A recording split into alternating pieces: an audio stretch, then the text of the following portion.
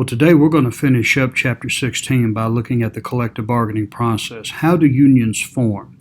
And as such, how much of an influence does the union have in as much as bargaining? How does the bargaining process follow along? When you're trying to negotiate labor contracts, when you're trying to establish the employee-employer relationship, how do those negotiations go about? And who is there to determine which side gets what? So these are the concepts that we're going to be looking at today as we finish out unions. Okay, let's go ahead and wrap up this chapter and this course as we finish up union management relations. Now, Figure 16.7 gives you the typical unionization process. First of all, there is the campaign, which is promoting awareness among the employees about the desire and the benefits of organizing and having a union. And then you have authorization cards and petition filing, and we'll talk about that here in a little bit. Then you're going to have representation election is when you vote for the union and the representatives you want to represent you. Certification is legitimizing that representation, and collective bargaining, contract negotiation is really what the unions do once they're in. This is the way that they begin formalizing how the work relationship will go. Now let's talk about authorization cards. They're cards signed by the employees to designate a union as their collective bargaining agent.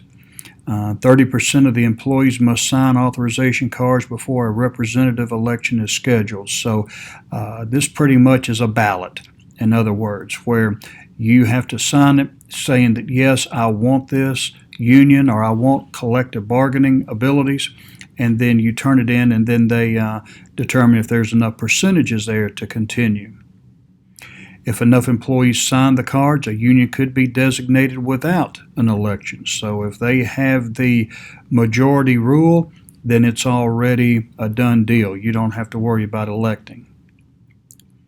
Representative election. And with the bargaining unit, the employees eligible to select a single union to represent and bargain collectively for them is established. And the NLRB excludes supervisors from this procedure. They can't vote for unions. They can't join unions. So it restricts their ability to be involved in it. This is strictly for employees.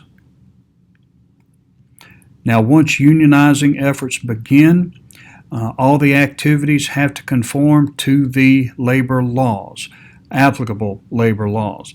So you're no longer an informal entity with management. You are a formal collective entity right now who has to deal with a union representation who will go in and do the negotiating for employment conditions for you.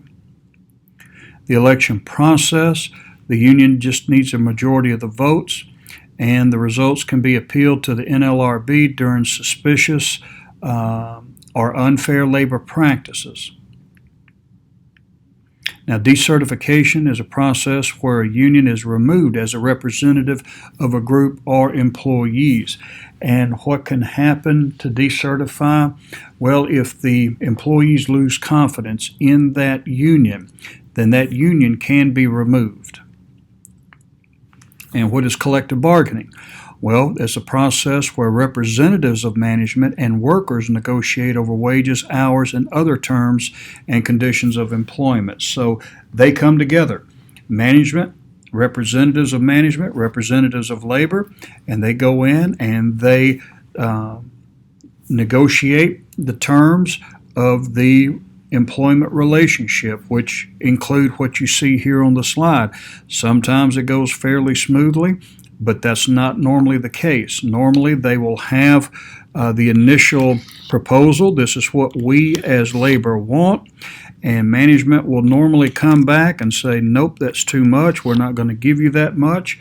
And then You may come back after the second round and say, we're willing to give up this if you're willing to give up that. And either side at this point can either agree, or both of them can agree, or either side can say, no, that's still not good enough.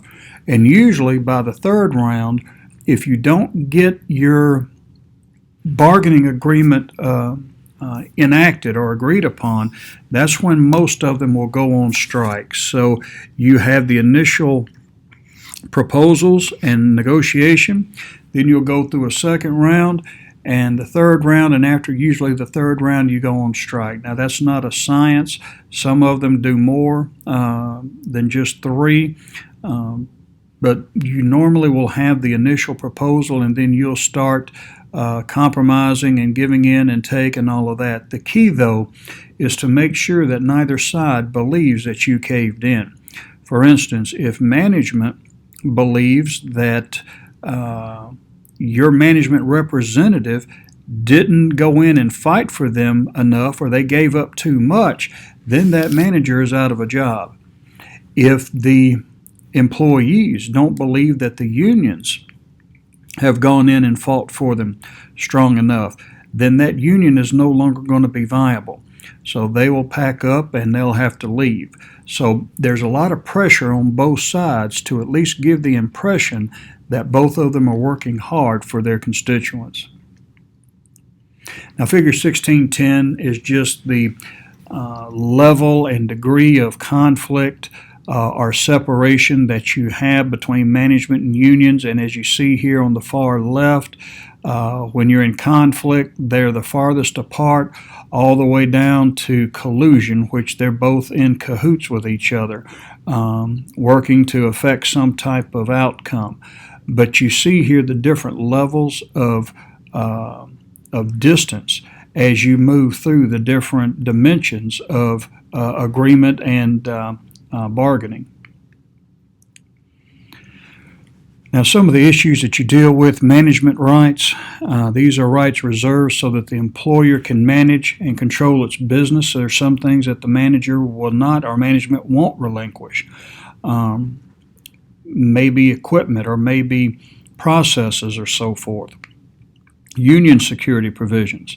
It's a contract clause to help the union obtain and retain members and collect union dues. And that's pretty much the union saying that even if you strike or if you're laid off or whatever, we still can collect dues. And union dues issues. Dues check-off clause provides for the automatic deduction of union dues from the payroll checks of union members. Unions are going to get their money.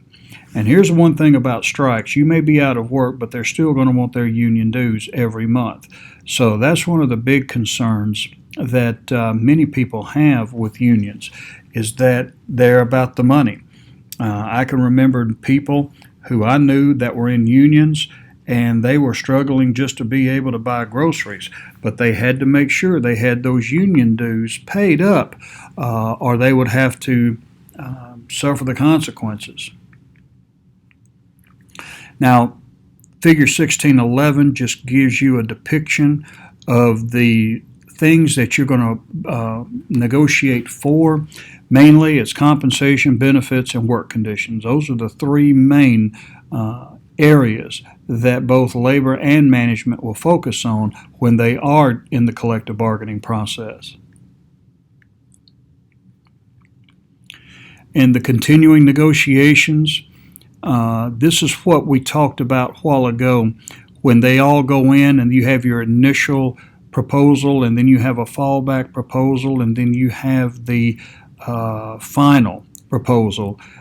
Each side attempts to determine what the other side values the most, and they'll try their best to try to negotiate based on that.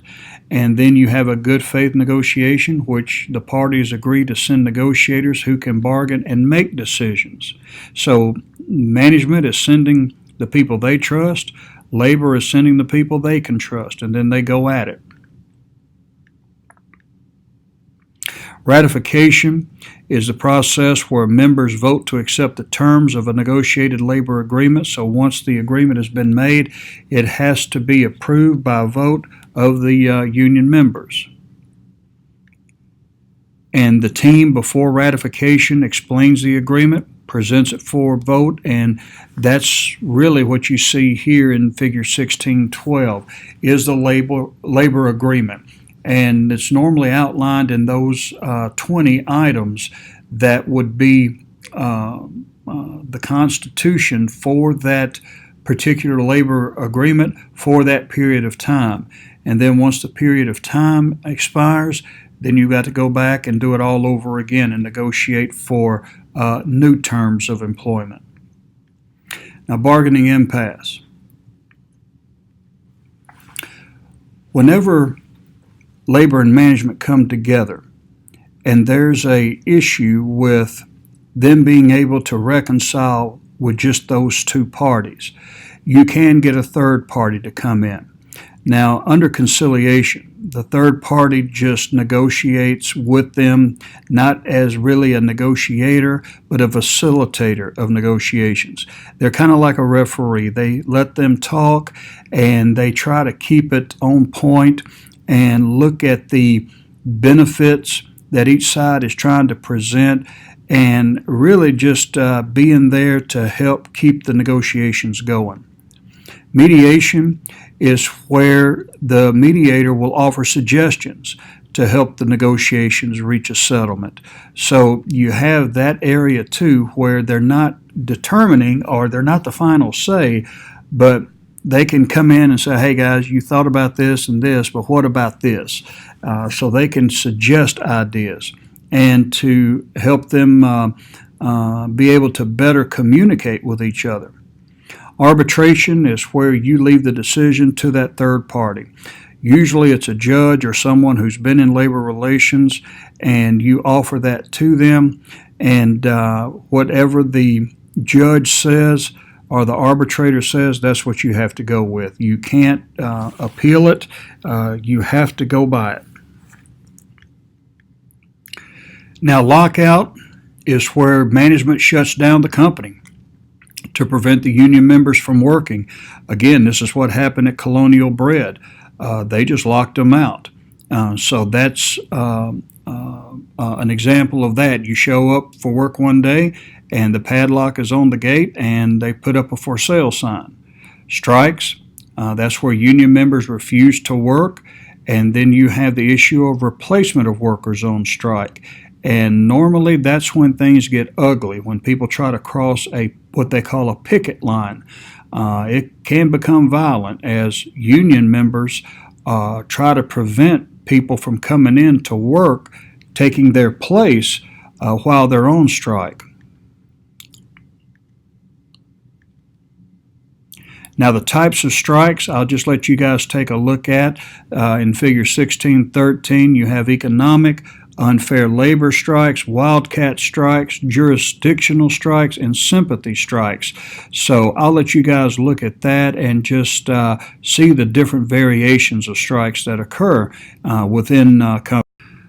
Well, today you had a chance to take a look at some of the ways in which the employer and the employee can come to an agreement in the employment relationship. We saw how conciliation and mediation and arbitration are ways that both management and labor can come to an agreement. We also looked at the unfortunate result of strike and what type of strikes that can occur when the negotiations break down. You know, as Christians, we know that conflict is inevitable. We see it in the Bible and we see it in business. Not two people are going to agree every time. So when there is disagreement, we need to be able to reconcile those disagreements in a godly way. Now, with unions and labor and management, you have a potentially volatile mix there. So as Christians, we want to be able to try to manage in a way that's going to bring God-honoring management to the workplace. And we also want to make sure that we're good stewards.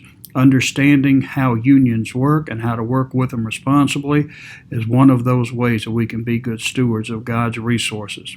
Well, folks, that's going to do it for this chapter and for this textbook. I've enjoyed being with you, and God bless you, and hopefully I'll see you later on in other courses. Take care.